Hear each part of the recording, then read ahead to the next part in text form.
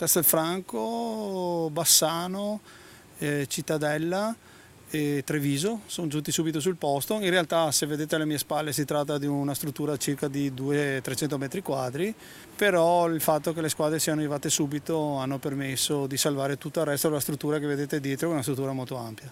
L'allarme immediato di una pattuglia dei carabinieri durante un controllo di routine nella zona e il pronto intervento dei vigili del fuoco ha evitato che da una singola attività le fiamme si propagassero al resto della struttura di via Sile a Salvatronda di Castelfranco. Incendio scoppiato nella serata di domenica all'interno della Carosello, azienda che realizza pannelli pubblicitari utilizzando prevalentemente materie plastiche.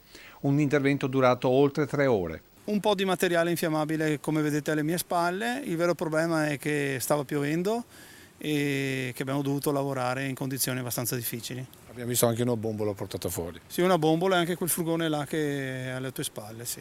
Ingenti i danni per l'attività, mentre nella mattinata sono susseguiti i sopralluoghi con speciali attrezzature per determinare il punto di innesco e se ci sia stata la presenza di acceleranti, anche se al momento si esclude il dolo. Stiamo cercando di capire da dove può essere partito l'incendio, ma stiamo solo facendo le prime verifiche insieme con i carabinieri di Castelfranco. Il pronto intervento ha impedito il peggio. Assolutamente sì, altrimenti eravamo qua a spegnere tutto il resto della struttura. In realtà c'è una buona compartimentazione, per cui l'arrivo veloce delle squadre di vigili del fuoco hanno permesso di chiudere l'intervento su questi 200 metri quadri di materiale.